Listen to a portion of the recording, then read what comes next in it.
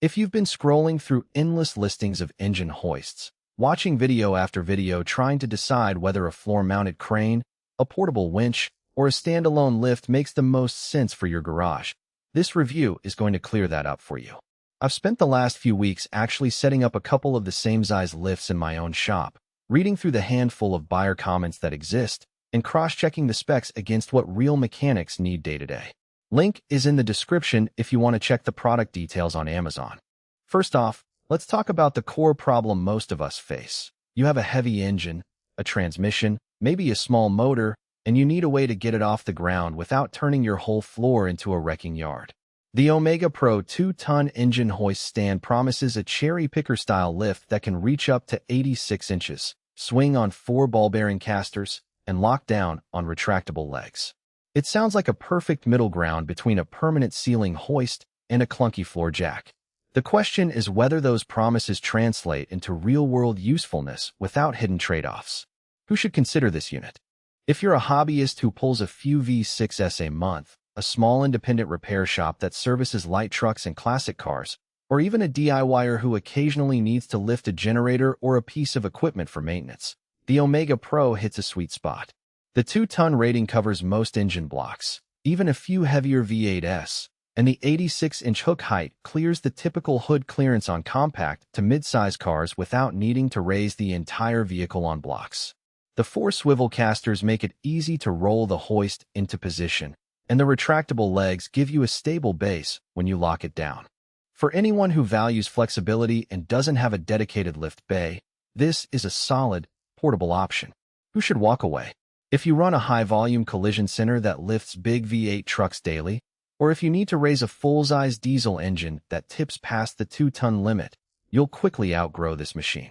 The maximum hook height, while generous for many passenger cars, still falls short for taller SUVs or for work that requires the hoist to clear a raised suspension.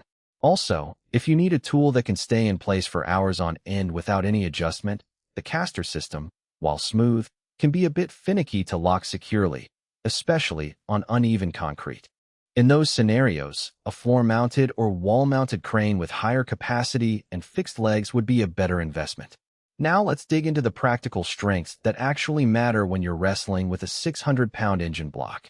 The first thing I noticed was the patented built-in bypass mechanism in the hydraulic ram.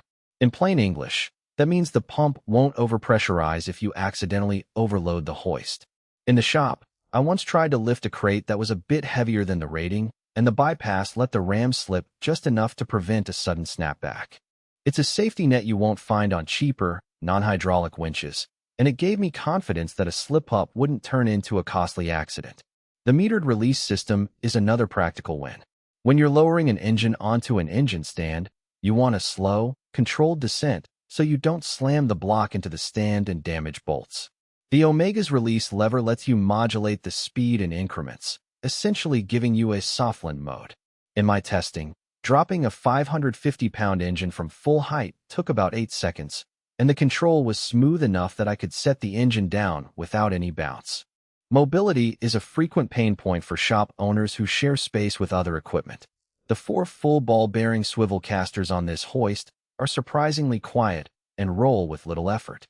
I was able to move the hoist from one side of a 30-square-meter shop to the other in under a minute, even with a 1,800-pound load on the hook. The only caveat is that the casters don't lock as firmly as some industrial models, so you need to engage the retractable legs and make sure they're fully extended before you start lifting. Once the legs are down, the frame feels rock solid. Speaking of the legs, the retractable design is a double-edged sword. On the plus side, you can collapse the hoist for storage and transport, which is great if you rent a workshop space or need to take the unit to a job site. On the downside, setting the legs correctly takes a bit of practice. The pins must be fully seated, and if the floor isn't perfectly level, the hoist can wobble slightly until you adjust the leg heights. It's not a deal breaker, but it's something you need to budget time for the first few lifts. Let's address the value proposition. The Omega Pro isn't the cheapest hoist on the market. You'll find entry-level winches for a fraction of the price, but they often lack the hydraulic precision and safety features we just